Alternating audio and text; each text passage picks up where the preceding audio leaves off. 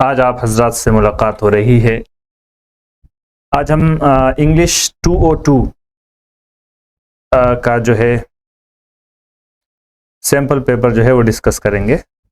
Sample paper से पहले sample paper का क्या फॉर्मेट होता है, किस तरीके से उसको एडजस्ट किया जाता है, उसका वेटेज क्या होता है, उसको किस तरीके से अलाउंस किया जाता है, पहले आप उसकी तरतीब समझ लें और उसकी तरतीब समझने के बाद फिर उसको प्रैक्टिकल जो है क्वेश्चन पेपर उसको देखेंगे। इस सेशन का बुनियादी मकसद ये है कि आपको क्वेश्चंस समझ में आ जाएं, आपको एक तरतीब पता लग जाए कि इसकी तरतीब क्या होती है क्वेश्चन पेपर की। जाहिर सी बात है कितने भी आप सैम्पल पेपर आप ट्राई कर लें, क्वेश्चंस आपको वो नहीं मिलेंगे उसमें जो आप सॉल्व करके जा रहे हैं। ठीक है जी, आपको ग्रामर के रिलेटेड कुछ क्वेश्चंस जो हैं हो सकता है वो टकरा जाएं, और लिटरेचर वाले जो होते हैं यानी कि जो प्रिस्क्राइब्ड टेक्स्ट बुक होती है, जो टेक्स्ट बुक का जो सिलेबस में जो टेक्स्ट बुक होती है उसके क्वेश्चंस आपको हो सकता है कि टकरा जाएं, और उसके क्वेश्चंस हो सकता है आपको जो आपने तैयारी करी उसके हिसाब से आ जाए। अपार्ट फ्रॉम दैट जो भी क्वेश्चंस होते हैं वो न्यू क्वेश्चंस होते हैं। तो अगर आपको फॉर्मेट पता रहेगा और इंग्लिश आपने पढ़ रखी है, इंग्लिश आपको समझ में आ रही है, you will have no problem in solving the question paper.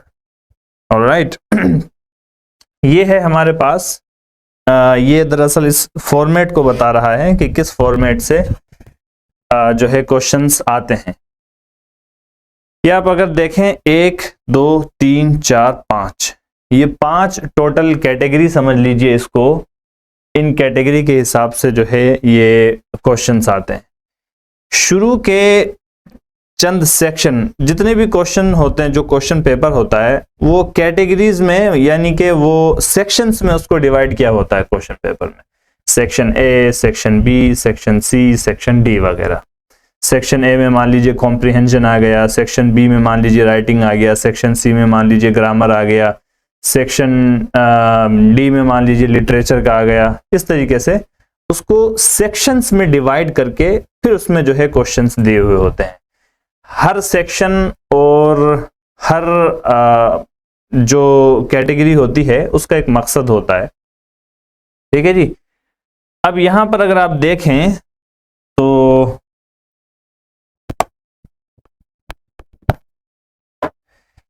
ये एक पहला सेक्शन मान लीजिए, या इसको यूं कह लीजिए कि ये एक क्वेश्चंस किस किस टाइप के आते हैं, टोटल क्वेश्चंस किस किस टाइप के आते हैं। ठीक है जी,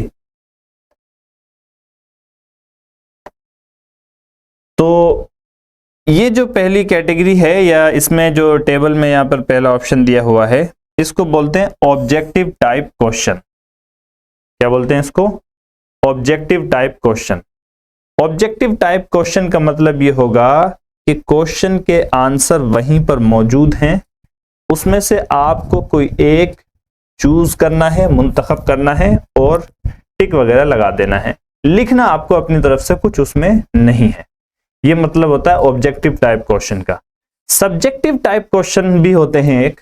सब्जेक्टिव टाइप क्वेश्चन वो क्वेश्चंस होते हैं जिसमें आपको एक मजमून की शक्ल में कोई चीज लिखनी होती है, कोई मजमून या कोई पैराग्राफ उसमें लिखना होता है, उसको बोलते हैं सब्जेक्टिव टाइप क्वेश्चन।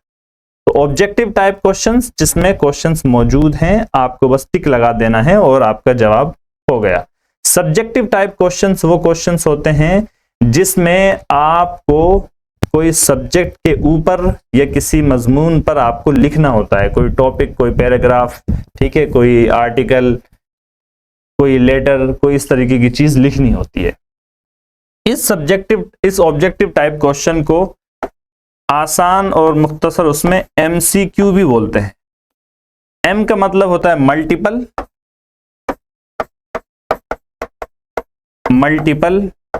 C का मतलब होता है चॉइस और Q का मतलब होता है questions. Multiple choice questions, MCQ। Multiple choice question, multiple के माना होता है मुतअद्दिद, चॉइस का मतलब होता है इंतिखाब, और क्वेश्चंस आप समझते हैं। मल्टीपल चॉइस क्वेश्चंस में कई चॉइसेस दी गई होती हैं जिसमें से आपको कोई एक चूज करना होता है सवाल में से। ठीक है जी। तो अब ये जो ऑब्जेक्टिव टाइप क्वेश्चंस होते हैं या जो एमसीक्यू होते हैं, इसमें आपको इस तरीके से मार्किंग, इसमें मान लीजिए मार्किंग जो है उसमें इस तरीके से होगी कि एक क्वेश्चन होगा 1 मार्क का, फिर 2 मार्क का एक क्वेश्चन होगा, उसमें 2 सब पॉइंट होंगे।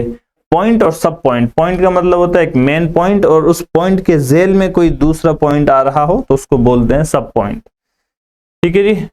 और 3 मार्क्स विथ 3 सब पॉइंट्स, 4 मार्क्स विथ 4 सब पॉइंट्स, 5 मार्क्स विथ 5 सब पॉइंट्स। यहां पर आप कंफ्यूज ना हो, या आप अगर जब क्वेश्चन पेपर में देखेंगे उस क्वेश्चन पेपर में जो इंस्ट्रक्शन है उसको फॉलो करना है बस।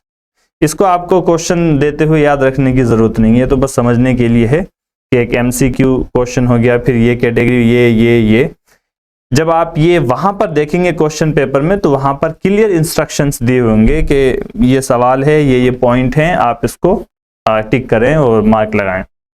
टोटल जो है इसके इतने मार्क्स बन जाते हैं। अच्छा जी। फिर इसमें जो दूसरी कैटेगरी है, इसमें वेटेज टाइप क्वेश्चन में जो दूसरे टाइप के क्वेश्चन आते हैं उसको यहाँ पर लिखा हुआ अगर आप देख रहे हो VSA का मतलब है वेरी शॉर्ट आंसर। ठीक है। वेरी शॉर्ट आंसर का मतलब यह है कि इसमें आपको बस चंद गिने चुने अल्फाज में लिखना है। 20 से 25 अल्फाज। 20 से 25 अल्फाज का मतलब होता है एक जुमला, एक सेंटेंस। 20 से 25 अल्फाज का क्या मतलब होता है? एक सेंटेंस। ठीक है जी, 1 से 2 सेंटेंस बस। अगर छोटा सेंटेंस है तो 2 सेंटेंस, और अगर बड़ा सेंटेंस है तो 1 सेंटेंस। एक सेंटेंस में वो 20 से 25 अल्फाज आ जाते हैं। ठीक है। तो इसको बोलते हैं क्या? Very short answer, VSA। तो बहुत से क्वेश्चंस इसमें इस तरीके के होंगे जिसमें सवाल का जवाब बस आपको 1 या 2 जुमलों के अंदर देना होता है। फिर उसके बाद तीसरा टाइप जो है, तीसरे टाइप के क्वेश्चंस जो इस क्वेश्चन पेपर में आते हैं वो है SA। यहां पर लिखा हुआ आप देख सकते हैं। SA का मतलब है शॉर्ट आंसर। शॉर्ट आंसर में तो वेरी शॉर्ट आंसर, उसमें बस 1 से 2 जुमला। शॉर्ट आंसर में जुमले जो है थोड़े से बढ़ जाते हैं। इसमें मान लीजिए 3 जुमले, 4 जुमले, 5 जुमले, ये एक छोटा सा एक पैराग्राफ, छोटा एक पैराग्राफ भी ये बन सकता है, या नहीं तो 3 से 4 जुमले जो है उसके अंदर हो जाते हैं शॉर्ट आंसर। इसमें जो है जो वेरी शॉर्ट आंसर है उसमें अल्फाज देखें आप 20 से 25। 20 से 25 मैंने कहा कि 1 जुमला या 2 जुमला। और जो शॉर्ट आंसर है उसमें 40 से 45 अल्फाज। 40 से 45 अल्फाज का मतलब ये कि इसके मुकाबले में डबल हो गए ये। ठीक है जी। यानी कि आप इसमें 4 सेंटेंस तक आ जाएंगे। 3 से 4 सेंटेंस या 5 सेंटेंस छोटे छोटे इसके अंदर आ सकते हैं, या 3 सेंटेंस, या 1 सेंटेंस कोई बहुत बड़ा हो, अगर कोई क्या कहते हैं बड़ा कॉम्प्लेक्स किस्म का या कोई कंपाउंड सेंटेंस आप उसमें अच्छी तरीके से इस्तेमाल करें तो एक सेंटेंस के अंदर भी 40 से 45 वर्ड्स आप इंक्लूड कर सकते हैं, ऐसी बात नहीं। लेकिन ये क्या आसान, उसमें आप 2 से 3, 4, 5 जुमले लिख सकते हैं। 40-45 वर्ड्स जब कैलकुलेट करते हैं उसमें, तो उसमें प्रीपोजिशंस और आर्टिकल्स वगैरह कैलकुलेट नहीं किए जाते हैं, इस बात का भी ख्याल रखें। प्रीपोजिशन यानी इन, ऑन, फॉर, ये सब कैलकुलेट नहीं होते हैं। इसी तरीके से जो आर्टिकल होते हैं आ, एन और द, ये उसमें कैलकुलेट या इंक्लूड नहीं किए जाते हैं। ठीक है जी। तो एक हो गया MCQ क्वेश्चन, एक हो गया VSA वेरी शॉर्ट आंसर, और एक हो गया शॉर्ट आंसर, और एक है LA। ये वो टाइप है जिसके अंदर लॉन्ग आंसर दिए जाते हैं। LA का मतलब लॉन्ग आंसर। लॉन्ग आंसर, इसकी वर्ड लिमिट होती है 70 से 80 वर्ड्स। 70 से 80 वर्ड्स, 70 से 80 अल्फाज में आप इसको लिखेंगे, 70 to 80 वर्ड्स में। अब इसके अंदर जो है आप एक पैराग्राफ की शक्ल में लिख सकते हैं, या एक लेटर हो गया, या एक छोटा मोटा किसी टॉपिक पर जो है एक मजमून हो गया, वो आप लिख सकते हैं। लेकिन बड़ा नहीं हो सकता इसके अंदर। इससे भी बड़ा जो है एक वो आएगा, जो सबसे बड़ा होता है उसको बोलते हैं एसे टाइप। एसे टाइप जो है ये वो टाइप है जिसके अंदर आपको पूरा मजमून ही लिखना होता है, और इस तरीके के जो सवालात आएंगे उसमें 100 से 150 अल्फाज, 100 to 150 वर्ड्स जो है उसके अंदर आप शामिल कर सकते हैं। ये कैटेगरी इसलिए जरूरी होती है, या ये जो तायीन है और ये तखसीस है, ये इसलिए जरूरी होती है कि वक्त जो आपके पास वहां पर होता है वो बहुत गिना चुना होता है। ऐसा नहीं कि आप सवालात भी उसमें कई सारे होते हैं, 30 40 50 सवाल हो जाते हैं। तो ऐसा नहीं कि आप क्या कहते हैं लिखने बैठे तो जो टॉपिक आपको पसंद आ गया उस पर आपने किताब ही तसनीफ कर डाली, ठीक है, ऐसा नहीं है। बल्कि आपको टू द पॉइंट गिने चुने अल्फाज में जवाब देना है ताकि आप जल्द अज जल्द वो पूरा क्या कहते हैं क्वेश्चन भी कंप्लीट कर सकें, वो पेपर भी मुकम्मल कर सकें। ऐसा ना हो कि आप एक टॉपिक पर तो आपने किताब लिख ली, बाकी क्या कहते हैं ऐसे ही रह गया, तो ऐसा नहीं होना चाहिए। तो कुल मिलाकर एमसीक्यू, वीएसए, एसए, एलए और एसए टाइप, और इनके मार्क्स जो हैं वो भी आप देख सकते हैं कि इनके ये मार्क्स जो हैं वो दिए जाते हैं। दूसरी तकसीम जो होती है क्वेश्चन पेपर की वो होती है कंटेंट के हिसाब से, यानी उसके अंदर क्या मशमूलात और क्या मज़ामीन हैं उसके हिसाब से, ठीक है जी। तो इसमें ये भी आप इसको भी आप समझ सकते हैं। इसमें देखिए आपको इससे आप ज्यादा समझ में आसानी मिलेगी। सवालात जो हैं कॉम्प्रिहेंशन के हिसाब से आते हैं और वोकैबुलरी के हिसाब से आते हैं। कॉम्प्रिहेंशन बोलते हैं फहम को, कॉम्प्रिहेंशन किसको बोलते हैं? फहम को। तमाम इंग्लिश पेपर में, तमाम लैंग्वेज के पेपर में कॉम्प्रिहेंशन एक अहम जुज होता है। कॉम्प्रिहेंशन यानी जब आपको एक टेक्स्ट देंगे, आपको एक इबारत देंगे, उस इबारत को पढ़ने के बाद आपको उसको समझना है, इबारत को पढ़ने के बाद उसको समझना है, और समझने के बाद उसी में कुछ सवालात दिए रहते हैं और वो सवालात जो आपको वहां पर दिए गए हैं उनके जवाबात जो इबारत आपने पढ़ी है उसी के अंदर होते हैं। अब अगर आपने इंग्लिश को समझ लिया, टेक्स्ट को अच्छे से समझ लिया, तो वहां पर मौजूद जो सवालात होंगे जो कि दरअसल उसी इबारत से माखूज हैं, आप उसका जवाब आसानी से दे देंगे, ठीक है। आपका कॉम्प्रिहेंशन जो है अगर सही है तो आप उसको आसानी से उसका जवाब दे देंगे। और ये जो सवाल होते हैं ये सिलेबस का हिस्सा नहीं होते, यानी इसके अंदर जो इबारतें आती है, जो इसके अंदर टेक्स्ट आता है, वो सिलेबस का हिस्सा नहीं होते, बल्कि जो कुछ भी टेक्स्ट इसके अंदर आता है वो नॉन प्रिस्क्राइब्ड होता है। जैसे कि यहाँ पर आप देख सकते हैं अनसीन पैसेजेस होते हैं, नॉन प्रिस्क्राइब्ड टेक्स्ट होते हैं। अनसीन पैसेजेस यानी कि जो आपने देखे नहीं है, पढ़े नहीं है, बल्कि आपने जो कुछ इंग्लिश की समझ है उसकी बुनियाद पर आप उसका जवाब देंगे। दूसरा जो है दूसरा कंटेंट के हिसाब से जो दूसरा सेक्शन बनता है वो बनता है ग्रामर का। अब ग्रामर में आपने ग्रामर की चीजें पढ़ी होंगी, तो जैसे नाउन कौन सा है, टेंसेस कौन से हैं, एक्टिव वॉइस है, पैसिव वॉइस है, कंजंक्शंस क्या हैं, कंजंक्शन हरूफ आतफ को बोलते हैं, प्रीपोजिशंस हरूफ जार वगैरह वो क्या हैं, वर्ब्स, अफआल, ये तमाम इनके मार्क्स भी आप देख सकते हैं। कॉम्प्रिहेंशन का जो क्वेश्चन होता है वो टोटल 15 मार्क्स का होता है, और जो ग्रामर के क्वेश्चंस होते हैं वो टोटल 30 मार्क्स के होते हैं। फिर उसके बाद जो कंटेंट के हिसाब से तीसरी तकसीम होती है या कैटेगरी बनती है, वो बनती है राइटिंग स्किल्स की। राइटिंग स्किल्स में आपका जो है लिखने का हुनर आपको कितना आता है, कितना अच्छा आप लिख सकते हैं, उसको आजमाया जाता है, और उसमें ये चीजें लिखी जाती हैं, ये चीजें उसके अंदर आ सकती हैं। मान लीजिए आपसे कहा जा सकता है कि लेटर लिखें किसी टॉपिक पर, या आपसे कहा जा सकता है ईमेल लिखें, या रिपोर्ट लिखें, डायलॉग लिखें, आर्टिकल यानी मजमून लिखें, नोटिस वगैरह जो शाये होते हैं नोटिस लिखें किसी चीज पर, ऐसे लिखें, मजमून लिखें, या फिल इन द ब्लैंक्स, कोई खाली जगह दी होती है और उसमें आप जो है मतलब फिल करते हैं। चौथी कैटेगरी जो बनती है कंटेंट के हिसाब से वो बनती है टेक्स्ट की। ये लिटरेचर भी इसको बोलते हैं, ये जो कैटेगरी इसको लिटरेचर भी बोलते हैं, और इसमें वो टेक्स्ट आता है, वो इबारत आती है जो आपने किताब में पढ़ी है। मान लीजिए ये इंग्लिश 202 का आप है, तो इंग्लिश 202 के जो सिलेबस है बुक 1 और बुक 2 में जो भी सिलेबस आपका प्रिस्क्राइब्ड है, डेजिग्नेटेड है, और क्या कहते हैं सिलेबस पहले तो ये था कि सारी किताब होती थी, लेकिन अब उसको अलग अलग कर दिया गया है, ठीक है जी। जो पब्लिक एग्जाम में आता है वो अलग कर दिया गया है, वो कुछ चैप्टर्स हैं गिने चुने 16-17, तो वो उन चैप्टर्स में से ये आएगा। इसको लिटरेचर के नाम से क्वेश्चन पेपर में आता है। ये प्रिस्क्राइब टेक्स्ट होता है, जो पहले से मुतय्यन किया हुआ टेक्स्ट है, जो आपने बुक में पढ़ा हुआ है, और इसके इतने मार्क्स होते हैं। तो टोटल जो है मार्क्स की डिवीजन और कंटेंट के हिसाब से इस तरीके से बनते हैं, और टोटल ये 100 मार्क्स का पेपर होता है। अब पेपर जो है आप देख लीजिए कि पेपर कैसा है, और इंशाल्लाह हम उसको कोशिश करते हैं कि कुछ हद तक उसको सॉल्व भी करें। इसका मैं एक बार फिर से रिट्रेट करना चाहूंगा कि इसका मकसद यह है कि आपको क्वेश्चन पेपर समझ में आ जाए। क्वेश्चन पेपर समझने के लिए आपको हर क्वेश्चन पेपर पर ये सैंपल क्वेश्चन पेपर है इस साल का, सब्जेक्ट इंग्लिश 202, ये आप देख सकते हैं।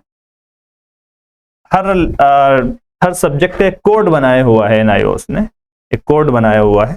तो ये 202 का मतलब वही इंग्लिश 202 का मतलब ये है कि 10वीं क्लास की इंग्लिश का जो पेपर है वो है, सेकेंडरी कोर्स है। अच्छा जी, हर क्वेश्चन पेपर पर, खासतौर पे इंग्लिश के क्वेश्चन पेपर पे, ये आपको इंस्ट्रक्शंस मिलेंगे। क्या मिलेंगे आपको? इंस्ट्रक्शंस।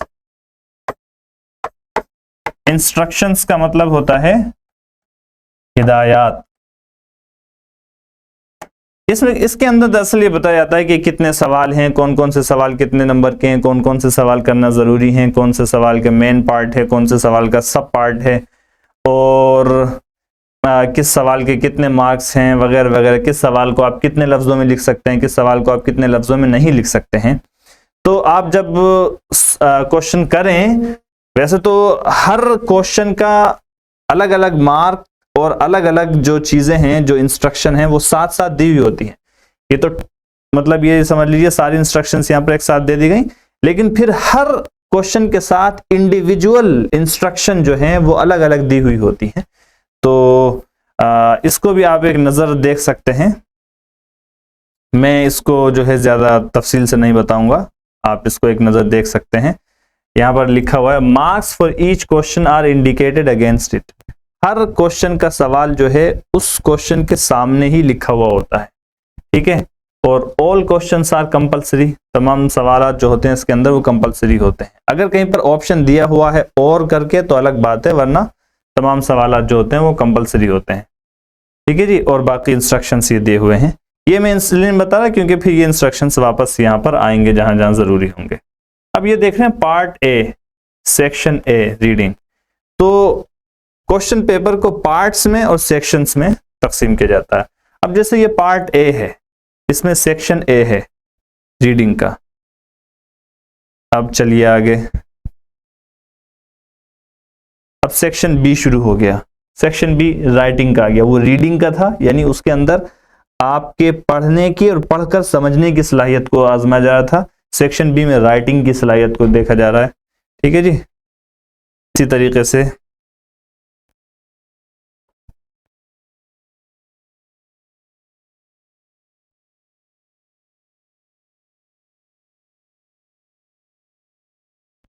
ये आ गया सेक्शन सी। सेक्शन सी का मतलब हो गया ग्रामर। अब यहां पे ग्रामर, तो पार्ट ए में सेक्शन ए आ गया, सेक्शन बी आया और सेक्शन सी ग्रामर आया। और अभी एक और सेक्शन आएगा इसमें,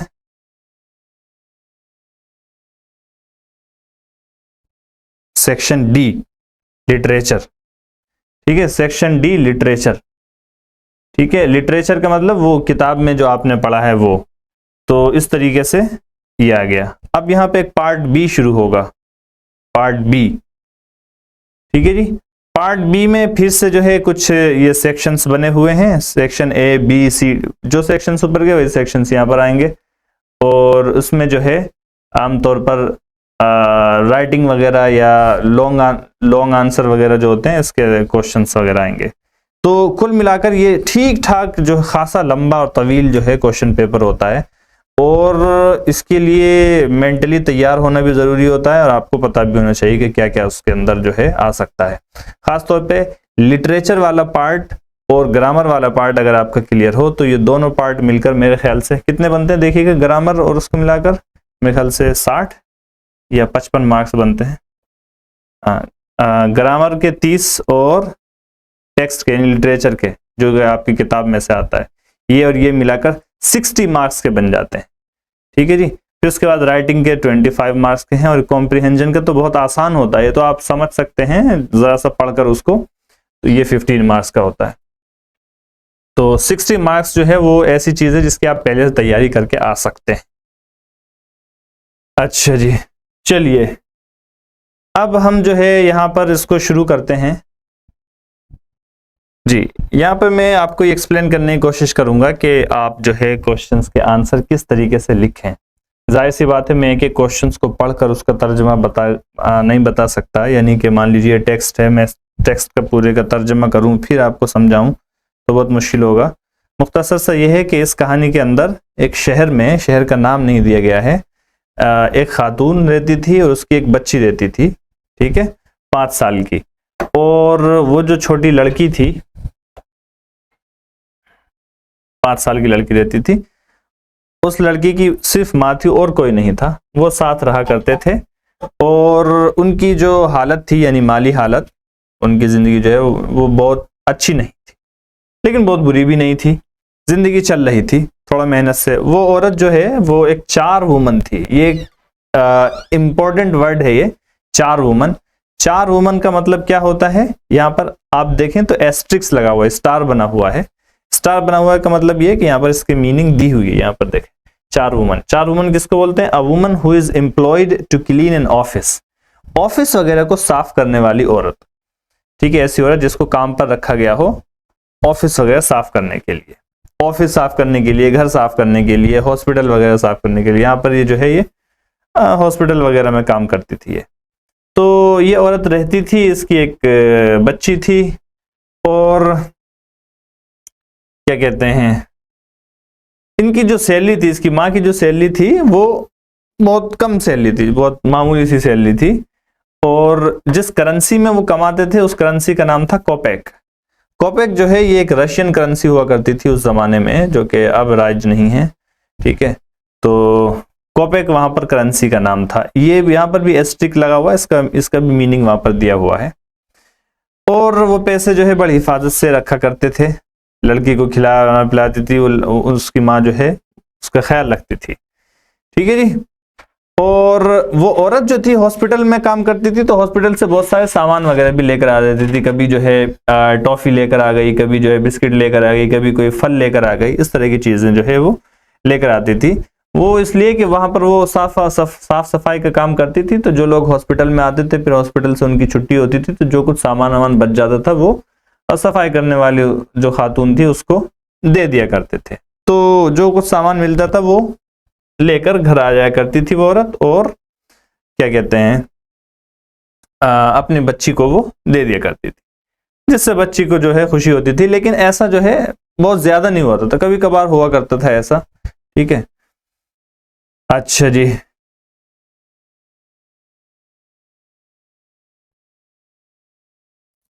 और फिर उसके बाद एक वाकया इसके अंदर ये जिक्र किया गया है कि एक बार जो है लड़की ने ख्वाहिश जाहिर करी गेंद खरीदने की, ब्लू बॉल, एक खूबसूरत रंग की, नीली रंग की गेंद खरीदने की जिद करी उस बच्ची ने। और उसको जो है उसकी माँ ने किसी तरीके से वो जो है खरीद कर दी थी।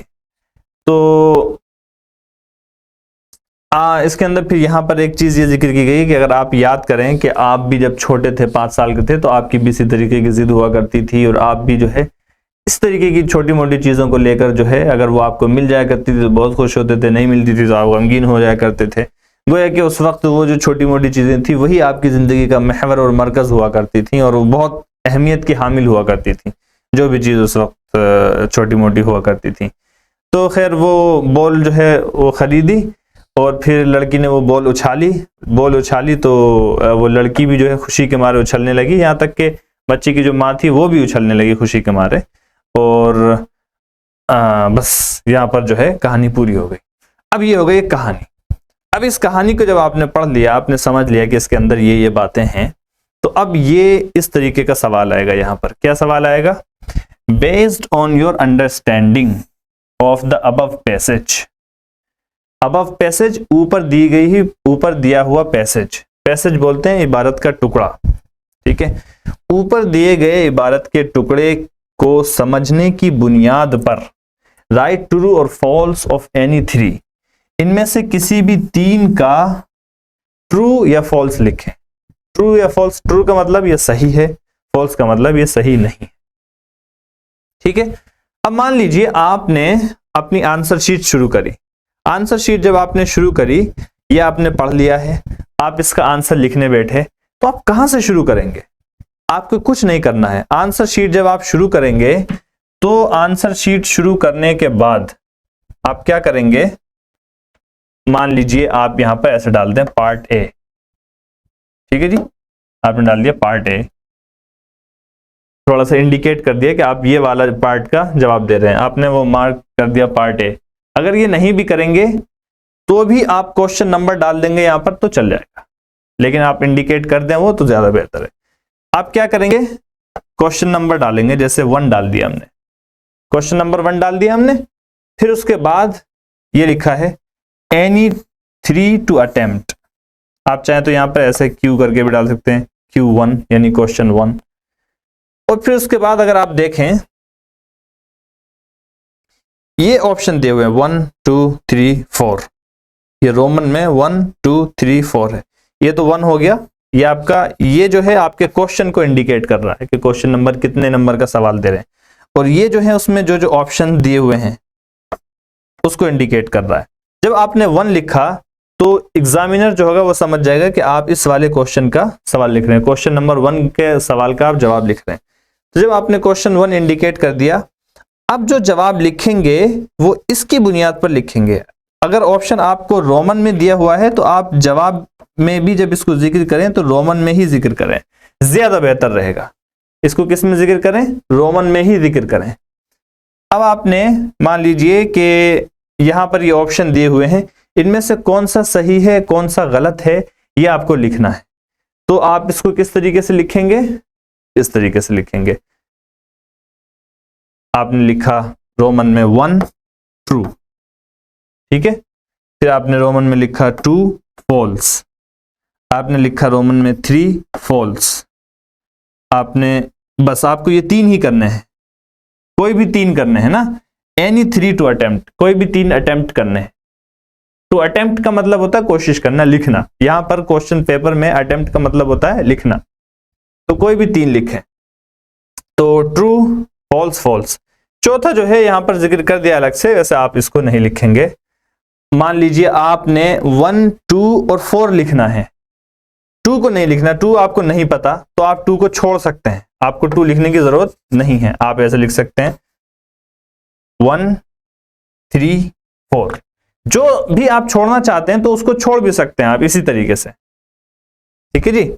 आपको मान लीजिए पहले नंबर नहीं आता, 2 3 और 4 पता है तो आप 2 3 4 लिखते हैं, 3 आपको लिखने हैं, इसमें हर एक का 1 मार्क है। सिर्फ इतना लिखने का, ट्रू आपने 1 करके ट्रू लिख दिया तो इसका 1 मार्क मिल गया आपको।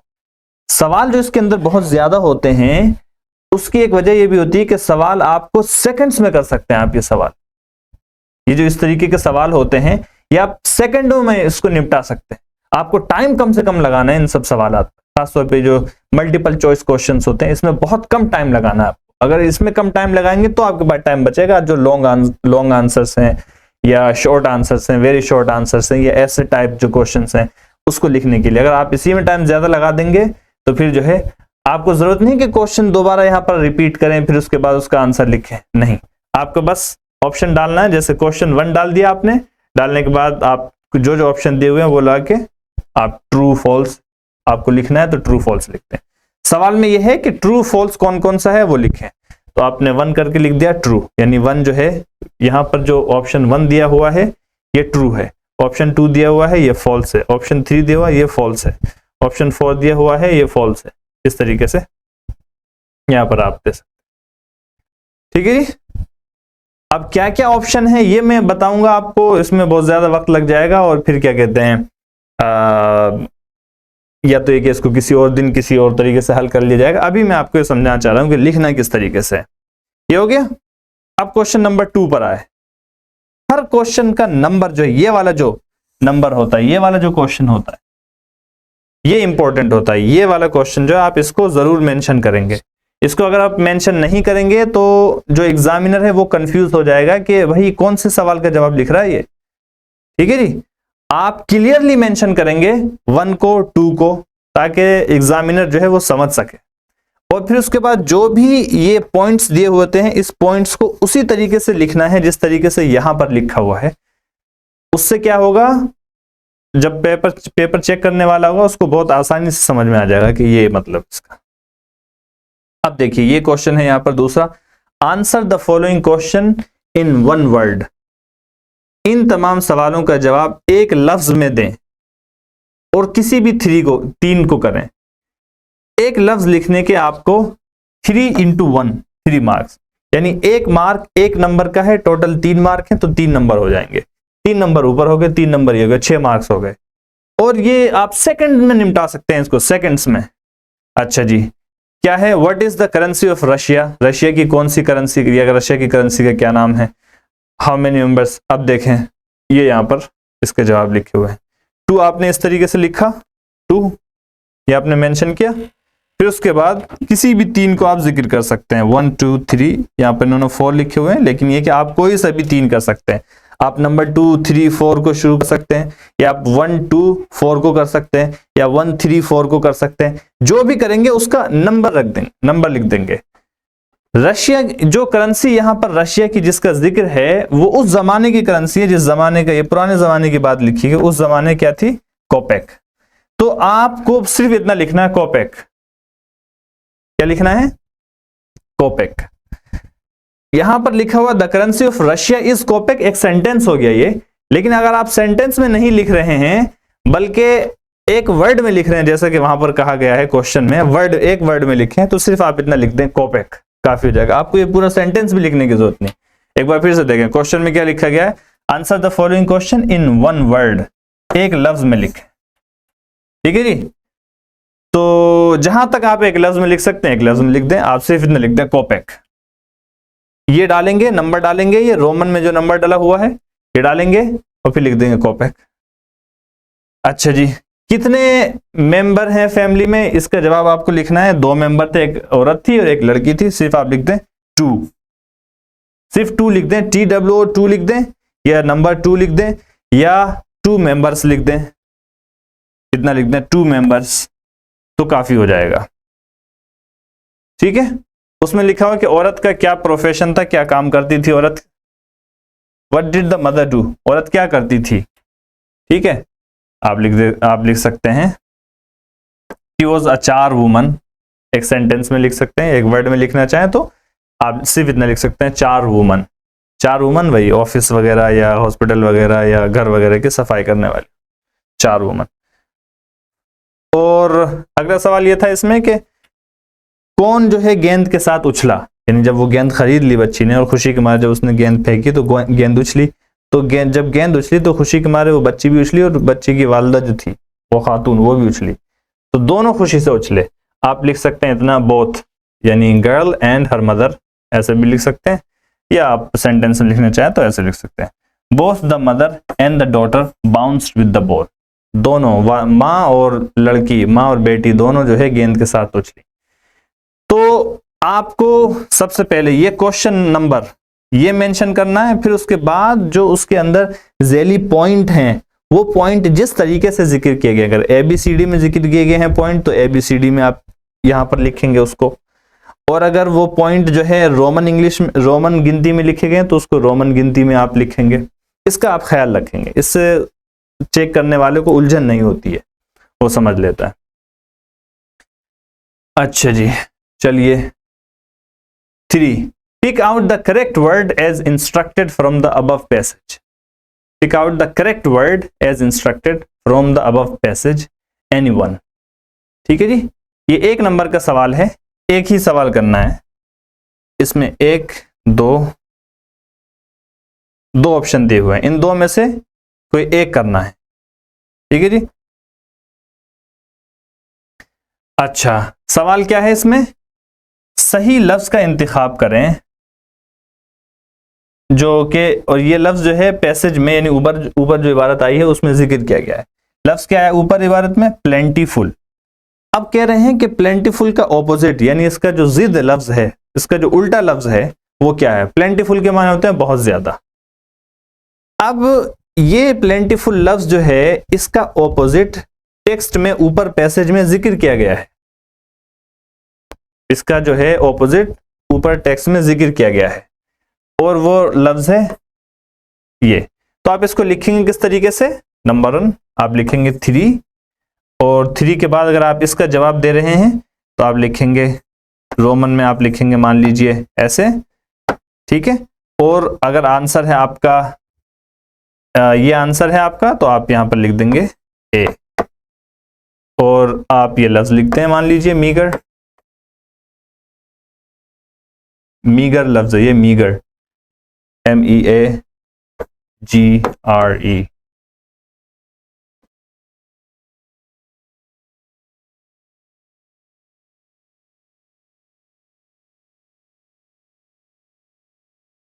ये लफ्ज, ये वाला, वहां पर ये गलत लिखा हुआ है वाला लफ्ज।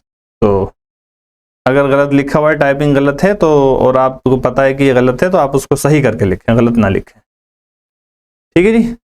अब देखिएगा इसका किस तरह लिखा हुआ है, इस तरीके से लिखा हुआ है। नंबर 3 मेंशन किया, फिर उसके बाद जो पॉइंट है वो पॉइंट जिक्र किया, और फिर उसके बाद जो आंसर है वो आंसर जिक्र किया, और फिर वो लफ्ज लिख दिया। इस तरीके से आपको करना है। इसमें सिर्फ एक ही करना है। दूसरा वाला, अगर यहाँ पर चूंकि ये तो सैंपल पेपर है, तो इसलिए यहाँ पर दूसरा वाला भी करके दिखा दिया है। मान लीजिए आपको दूसरा वाला करना है, तो आप कैसे करेंगे, 3 आप यहाँ पर ऐसे जिक्र करेंगे, फिर आप ऐसे 2 करेंगे, फिर उसके बाद C ऑप्शन है, तो आप C लिखकर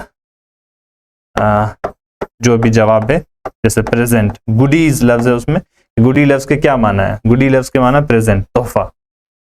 इस तरीके से आप उसको कर देंगे, ठीक है जी। मीनिंग ऑफ गुडीज ये हो गया। सेक्शन बी राइटिंग, ये 5 मार्क्स का सवाल है, और इसमें राइटिंग जो है वो किस तरीके से करनी है ये भी देखिए।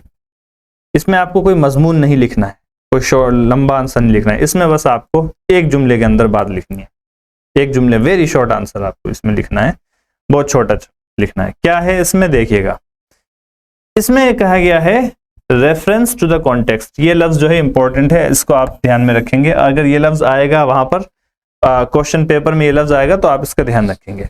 Reference to the context, reference to the context का मतलब यह है कि एक कॉन्टेक्स्ट दिया गया आपको, एक बैकग्राउंड दिया गया है आपको, एक सियाको सबाक दिया गया है आपको सियाको सबाक के हवाले से उस बैकग्राउंड को ध्यान में रखते हुए कुछ सवाल दिए जा रहे हैं। अब नीचे एक बैकग्राउंड दे दिया गया आपको, अब उस बैकग्राउंड के, उस पसे मंजर के माहसल में आपको कुछ जो है सवालात दिए जा रहे हैं। उन सवालों का जवाब वो जो बैकग्राउंड दिया गया है उसके मुताबिक लिखना है, ठीक है। इंडिपेंडेंटली यूं ही मतलब नहीं लिखना, आपका जो भी जवाब होगा वो उससे मैच करता होना चाहिए जो कि बैकग्राउंड, जो कि कॉन्टेक्स्ट दिया गया है। तो उस कॉन्टेक्स्ट के हवाले से जो सवाल दिए गए हैं, उस सवाल के जवाब उसी कॉन्टेक्स्ट के हवाले से, उसी के मुताबिक दें। अब क्या कॉन्टेक्स्ट दिया गया है यहाँ पर, मान लीजिए ये एक सैंपल के तौर पे, आपका नाम दिबाश्री है, आपका नाम है क्या, दिबाश्री, आप सिलीगुड़ी के रहने वाले हैं जो कि वेस्ट बंगाल में है। आपको एक लेटर लिखना है editor of a national daily, national daily यानी कि एक कौमी रोजनामा, नेशनल डेली का मतलब कौमी रोजनामा यानी एक अखबार, एक अखबार के एडिटर को आपको एक लेटर लिखना है, जिसमें आपको क्या करना है, differently abled people, differently abled people बोलते हैं माजूर लोगों को, डिफरेंटली एबल्ड पीपल बोलते हैं किसको, माजूर लोग। ये हमारे उसमें भी आया हुआ है ये। तो माजूर लोग, माजूर लोगों का मतलब ये है कि जैसे किसी का हाथ नहीं है, किसी की टांग नहीं है, कोई चल नहीं सकता है, किसी की आंख नहीं है, कोई बोल नहीं सकता है, कोई सुन नहीं सकता है, ये सब जो है डिफरेंटली एबल्ड पीपल की कैटेगरी में आते हैं, माजूर लोगों की कैटेगरी में आते हैं। तो जो क्या कहते हैं, अब ये सवाल जो है समझ में आ गया होगा आपको, माजूर लोगों को टूरिस्ट प्लेसेस में, टूरिस्ट प्लेसेस यानी कि सियाहत की जो मकामात हैं, मकामात सियाहत जहां पर घूमने के लिए लोग जाते हैं, टूरिस्ट जाते हैं, उन जगहों पर जब ये माजूर लोग जाते हैं तो इनको बहुत सी परेशानी का सामना करना पड़ता है जिसकी तरफ किसी की तवज्जो नहीं है। तो आप किसी अखबार के एडिटर को ये लेटर लिखें और लेटर लिखकर लोगों की तवज्जो इस बात की तरफ दिलाएं कि माजूर लोगों को जब किसी जगह घूमने जाते हैं क्या क्या परेशानी आती है। ये एक कॉन्टेक्स्ट दिया गया, एक बैकग्राउंड दिया आपको। आपका नाम दिबाश्री है, आप वेस्ट बंगाल में सिलीगुड़ी के रहने वाले हैं, आपने देखा कि माजूर लोग जब कहीं घूमने जाते हैं तो उनकी ज़रूरतों का ख्याल नहीं रखा जाता और उसकी तरफ किसी की तवज्जो नहीं है। आप चाहते हैं कि आप अपने एक मजमून के ज़रिए से या ख़त के ज़रिए से लोगों की तवज्जो इस बात की तरफ दिलाएं। ठीक है, ये आपका क्या हो गया बैकग्राउंड। अब जितने भी सवाल यहाँ पर इस पूरे सफ़े पर हैं, ये पूरे सफ़े पर जो सवालात हैं ये सिर्फ इसी पसे मंज़र में है। आपको इनका जवाब इसी पसे मंज़र में लिखना है। यहाँ तक जो है यहाँ तक ये सारे सवाल जो हैं ये इसी पसे मंज़र में। आपको लेटर नहीं लिखना है यहाँ पर आपको पूरा लेटर नहीं लिखना है, बल्कि बस आपको उस लेटर के बस ये इस पसे मंज़र में आपको क्या क्या है ये सवाल दिए गए हैं, इसको आपको लिखना है। क्या है सवाल आपका, देखिएगा। Choose the correct alternatives of the following questions. Select the appropriate subject for this letter. Alternative का मतलब होता है मुतबादिल। मुंदरज झेल सवाल के सही मुतबादिल क्या क्या हो सकते हैं उसका आप जवाब लिखिए, उसको आप मुंतखब कीजिए। इस लेटर के लिए सब्जेक्ट लाइन, जब भी कोई लेटर लिखते हैं तो उसमें आप जो है आप अपना एड्रेस लिखते हैं। इस तरीके के लेटर आप अपना एड्रेस लिखते हैं, फिर आप जिसको भेज रहे हैं लेटर, जैसे एडिटर को भेज रहे हैं तो एडिटर का एड्रेस लिखेंगे। फिर उसके बाद एक सब्जेक्ट लाइन रहती है। जो सब्जेक्ट लाइन होती है, जो मजमून का जो सब्जेक्ट होता है, मौजू होता है, वो मौजू दरअसल इस बात की तरफ तवज्जो दिलाता है कि ये इस टॉपिक पर है। ये जो लिखा गया है लेटर या ये जो मजमून लिखा गया है वो, यानी ऐसा नहीं हो सकता कि मान लीजिए आप कहें कि पानी की अहमियत पर एक मजमून लिख रहे हैं या एक लेटर लिख रहे हैं किसी को पानी की अहमियत पर, और आप उसके अंदर जो है नमाज के बारे में बात कर रहे हैं या उसके बारे में जो है आप कोई गैर मुताल्लिक टॉपिक के बारे में बात कर रहे हैं। जो भी मौजू आपने चुना है उस मौजू पर उसी के बारे में, और जब आदमी मौजू का नाम पढ़ता है, वो मौजू पढ़ता है, वो टाइटल पढ़ता है, तो उस टाइटल को पढ़ने समझ में आ जाता है कि हाँ ये चीज़ इस बारे में लिखी गई है। ठीक है जी, ये चीज़ इस बारे में लिखी गई है। तो मिसाल के तौर पर आप लिखें इंटरनेट की अहमियत, तो इंटरनेट की अहमियत में जब आप लिखेंगे तो वही चीज़ें लिखेंगे जो उस टॉपिक से रिलेटेड हो। आप उसमें जो है कुरान के फ़ज़ाइल नहीं लिखेंगे, जाहिर सी बात है। अगर आपको कुरान के फ़ज़ाइल के बारे में मज़मून लिखना है तो कुरान के फ़ज़ाइल ही टाइटल उसका डालिए। तो ये हेडिंग या टाइटल जो है उसके हिसाब से। तो आपने मान लीजिए ये आपका बैकग्राउंड है। अब इस बैकग्राउंड में ये कॉन्टेक्स्ट है आपका। इस कॉन्टेक्स्ट में अगर आप हेडिंग डालना चाहें या सब्जेक्ट डालना चाहें उस लेटर की, तो क्या सब्जेक्ट लाइन होगी आपकी, ABCD। जब भी आप जवाब लिखेंगे तो आप जो है, अब मान लीजिए 4 नंबर का जवाब लिख रहे हैं तो 4 आप लिखेंगे, या क्वेश्चन 4 लिखेंगे, Q4 लिख देंगे ऐसे। फिर उसके बाद इसमें या तो ये वाला ऑप्शन करना है, और लिखा हुआ है, और का मतलब ये है कि या तो ये वाला करें या ये वाला करें, इन दोनों में से एक ही करना है। ठीक है, इन दोनों में से एक ही करना है।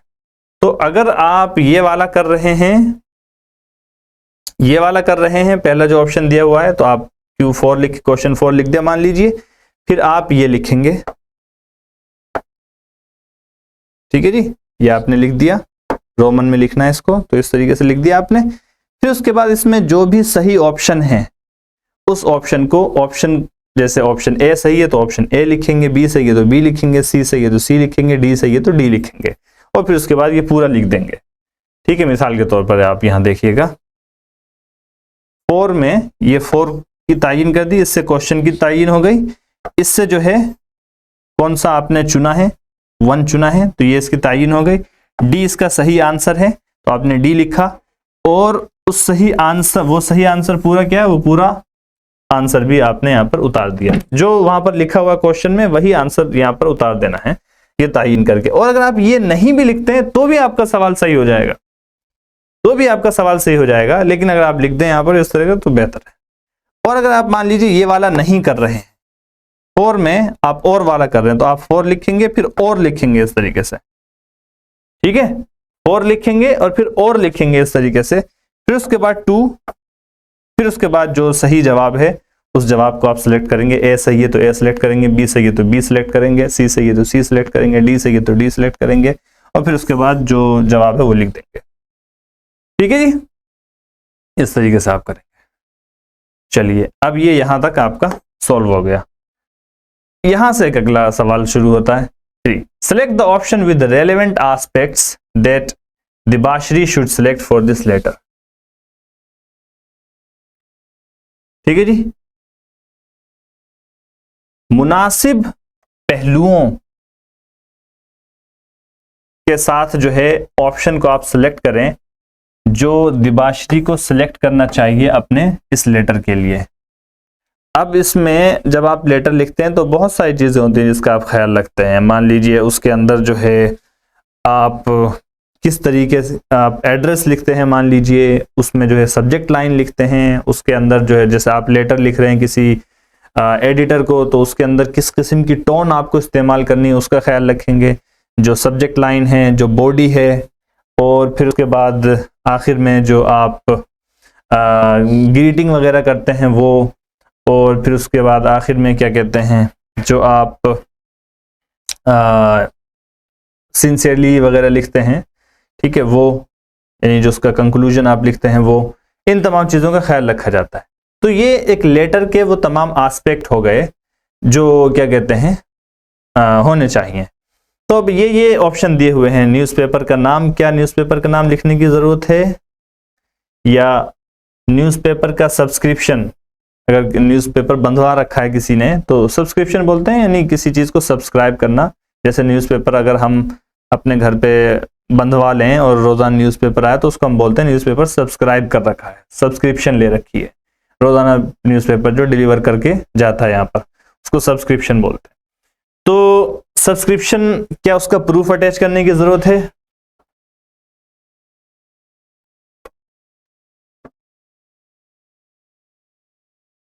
क्या आ रहा है ये?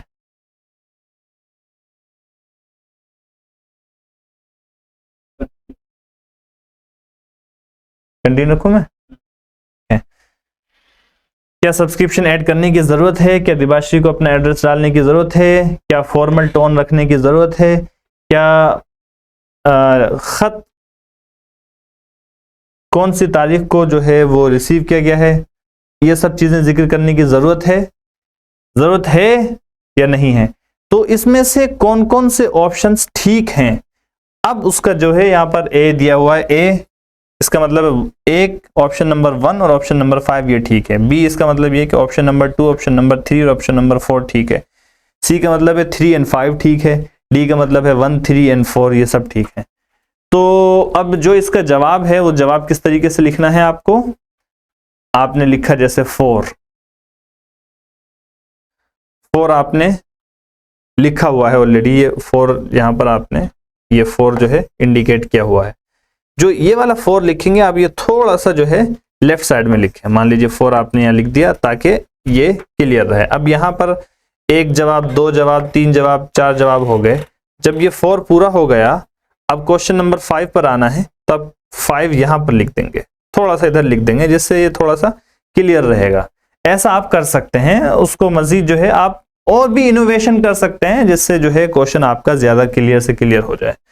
ऐसे 5 लिख दिया, फिर आपने 1, 2, 3, 4 ये तमाम जवाब दे दिए। क्वेश्चन नंबर 5 के तहत जितने भी क्वेश्चन थे वो जिक्र कर दिए।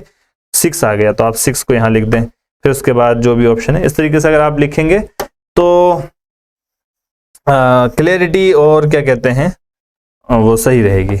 अच्छा जी, अब देखिएगा ये 4 का चल रहा है जवाब, तो 4 यहाँ पर आया हुआ है ऑलरेडी, इसको दोबारा से लिखने की जरूरत नहीं है। अब सवाल का जवाब जो सही है वो ये है 3।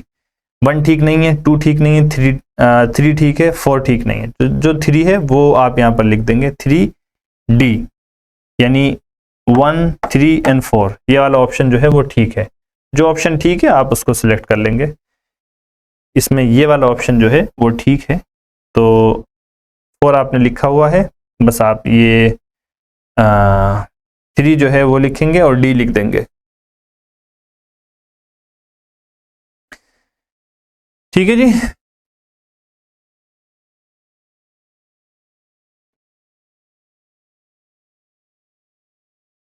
Which option should Debashri select to elaborate on difficulties faced by the differently abled? अब इसमें भी आपको, अब बेसिकली आपको यही करते रहना है, जहां जहां भी ये इस तरीके के ऑप्शंस आते रहेंगे वहां वहां आपको इसी तरीके से करना है कि क्वेश्चन नंबर लिखना है, क्वेश्चन को पढ़ना है, क्वेश्चन पढ़ने के बाद जो सही आंसर है उस सही आंसर को सिलेक्ट करना है।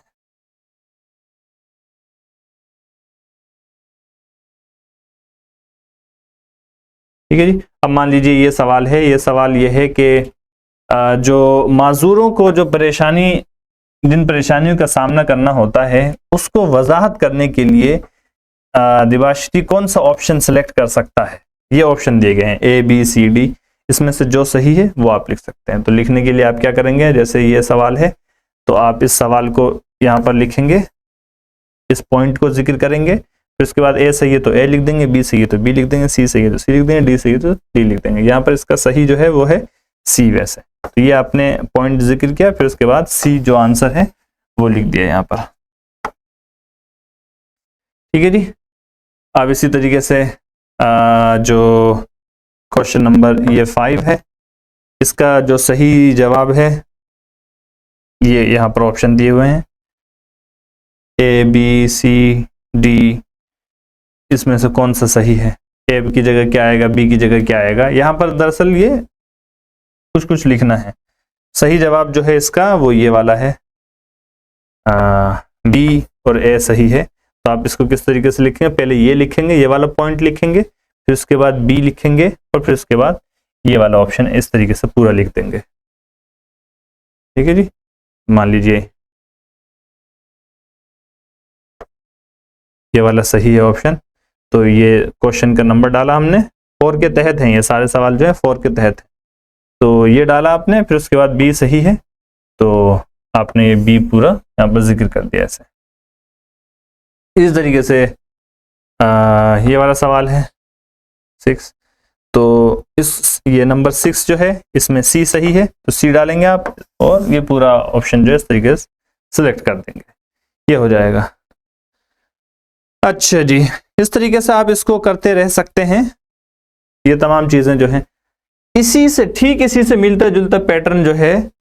अब यहाँ पर तो ये बैकग्राउंड दिया गया था कि आपका नाम दिबाश्री है और आप वेस्ट बंगाल में सिलीगुड़ी के रहने वाले हैं, और माजूर लोगों को जो जब घूमने जाते हैं तो उन जो मकामात सियाहत हैं, घूमने वाली जगह हैं, उन पर उनकी ज़रूरतों का ख्याल नहीं रखा जाता। मान लीजिए कोई माजूर है तो उनके लिए व्हील चेयर ले जाने की ज़रूरत नहीं है, व्हील चेयर लेकर जाने की गुंजाइश नहीं है। मान लीजिए कोई नाबीना है तो नाबीना के लिए ख़ास तौर पे जो लिखे हुए अल्फाज होते हैं, ब्रेल जिसको बोलते हैं, उसकी सहूलत मौजूद नहीं है। मान लीजिए कोई बहरा है तो उसके लिए जो भी असिस्टिंग डिवाइसेस हो सकते हैं, जो भी असिस्टिंग इक्विपमेंट हो सकते हैं वो वहाँ पर मौजूद नहीं है। तो इन तमाम चीज़ों का ख्याल रखते हुए आप क्या कहते हैं उसका जवाब लिख सकते हैं। ये था इसका बैकग्राउंड, इसके हिसाब से आपने जवाब लिखे। अब अगला यहाँ पर ये दे रहे हैं, अगला एक और कॉन्टेक्स्ट दे रहे हैं, फिर उसी हिसाब से यहाँ पर वो जवाब देंगे। अगला कॉन्टेक्स्ट क्या दे रहे हैं ये,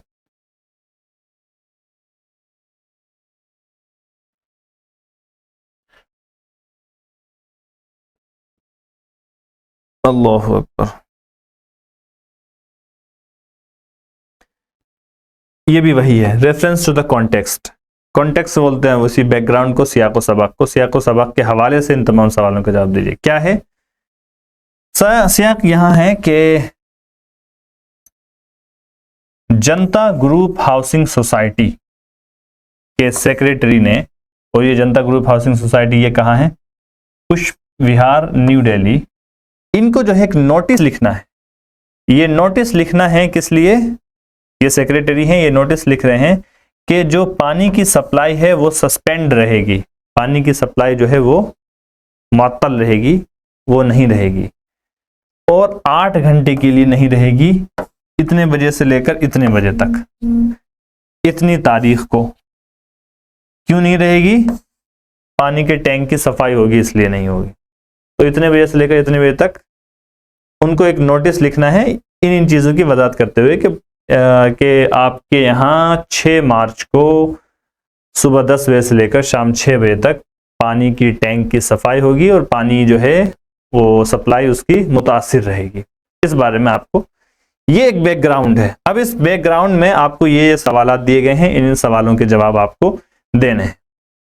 अब इन सवालों के जवाब आपको उसी तरीके से देने हैं। अब ये कितना क्वेश्चन नंबर है? क्वेश्चन नंबर 5 है। तो आप एक बार 5 लिख देंगे यहां पर ऐसे, फिर उसके बाद अगर आप मान लीजिए 5 लिख दिया आपने या Q5 लिख दिया, उसके बाद अगर आप इस सवाल का जवाब दे रहे हैं तो आप यहां पर इसको ऐसे लिखेंगे और जो भी ऑप्शन है यहां पर वो ऑप्शन सेलेक्ट करके, मान लीजिए ए ऑप्शन है तो ए सेलेक्ट करके ऐसे लिख देंगे। फिर उसके बाद इसका अगर जवाब लिखना है आपको तो आप जो है ऐसे लिखेंगे। फिर उसके बाद बी अगर जवाब है इसका तो आप बी लिख देंगे, ऐसे लिख देंगे आगे। फिर उसके बाद अगर आपको ऑप्शन 3 का जवाब देना है तो ऑप्शन 3 में जो भी चीज है वो आप यहाँ पर ऐसे लिख देंगे। 4 का देना है तो 4 लिख देंगे, 5 का देना है तो 5 लिखने, इस तरीके से आप लिखते रह सकते हैं। पूरी चीज जो है यहाँ पर सेम इसी तरीके से अप्लाई होगी। अच्छा जी, अब आते हैं क्वेश्चन 6 पर। चूंकि इसके अंदर पैटर्न जो है बिल्कुल सेम है जो क्वेश्चन 2 में, तो मैं पूरे पैटर्न को जो है उसको रिपीट नहीं करूंगा। Question number 6, question given below are based on the given text, read the text carefully and answer the questions. ये जो कुछ सवाल नीचे दिए जा रहे हैं ये इस इबारत की बुनियाद पर है, यानी आप ये टेक्स्ट पढ़िए और इस टेक्स्ट को पढ़ने के बाद उसी से मिलता जुलता है ये भी। इस टेक्स्ट को पढ़ने के बाद जो सवाल के जो क्वेश्चंस पूछ रहे हैं उसकी बुनियाद पर इसके जवाब दीजिए। क्या टेक्स्ट है यहां पर कि रवि जो है एक को एग्जिस्टेंस, मान लीजिए ग्रुप है, को एग्जिस्टेंस उसका नाम है, उसका एक मेंबर है और ये स्कूल का एक क्लब है जो इस बात को फरोग देता है, इस बात को बढ़ावा देता है और इस बात का प्रचार करता है कि जानवरों के भी हुकूक हैं। क्या है? जानवरों के हुकूक हैं और जानवरों की भी देखभाल करनी चाहिए। अब रवि को जो कि स्कूल क्लब के कोएग्जिस्टेंस का एक मेंबर है, उसको एक आर्टिकल लिखना है, एक मजमून लिखना है, इस बात पर ताकीद करते हुए कि जानवरों पर होने वाले जुल्म को हमें रोकने की जरूरत है, जानवरों पर होने वाले जुल्म को हमें रोकने की जरूरत है और जानवर और इंसान को मिलजुल कर अमन और सुकून के साथ, प्यार मोहब्बत के साथ एक साथ रहने की जरूरत है। पीसफुल कोएग्जिस्टेंस की जरूरत है। पीसफुल का मतलब अमन और अमान के साथ, और कोएग्जिस्टेंस मिलजुल कर रहना। तो जानवरों और इंसानों की पीसफुल कोएग्जिस्टेंस पर आपको जो है यानी कि रवि को क्या कहते हैं, एक आर्टिकल लिखना है। अब ये समझ लीजिए कि ये एक बैकग्राउंड हो गया, जो भी आपके सवाल के जवाब आएंगे वो इसी बैकग्राउंड की बुनियाद पर आप देंगे। तो आप इसका जवाब भी जो है बिल्कुल उसी तरीके से, सेम पैटर्न है इसका भी। मान लीजिए क्वेश्चन नंबर 6 आपने लिखना है तो आपने क्वेश्चन नंबर जैसे Q6 लिख दिया या सिर्फ 6 लिख दिया और फिर उसके बाद अगर आपको जवाब देना है इस पोर्शन का तो आप ये वाला पोर्शन लाएंगे यहाँ पर। अगर आपको जवाब देना है और इसका तो इस तरीके से लाएंगे, इस 3 का देना है 3 इस तरीके से लाएंगे, ठीक है जी। 4 का देना है तो आप इस तरीके से लाएंगे, 5 का देना है तो इस तरीके से, ठीक है। 6 का देना है तो इस तरीके से, ऐसे ऐसे करके आप जो भी जवाब देना है, बस जो जवाब है सही जवाब है वो सही जवाब लिखना है। बाकी ऑप्शंस एक सेंटेंस के अंदर, एक लाइन के अंदर, एक लफ्ज के अंदर जितना मुख्तसर से मुख्तसर हो सके आप उसको निपटा देंगे, ठीक है जी। अच्छा जी, जब क्वेश्चन नंबर 6 पूरा हो गया, अगर क्वेश्चन नंबर 6 पूरा हो जाएगा तो फिर अगले की तरफ बढ़ेंगे, अगले सवाल की तरफ बढ़ेंगे। अच्छा जी, तो चूंकि इसके अंदर सेम वही चीज है मैं इसको रिपीट नहीं करूंगा, इसको मैं छोड़ दूंगा। अब जो ग्रामर का पोर्शन है और बाकी जो बचता है उसका पार्ट बी भी बचता है, ठीक है। Thank you very much, will see you in the next session.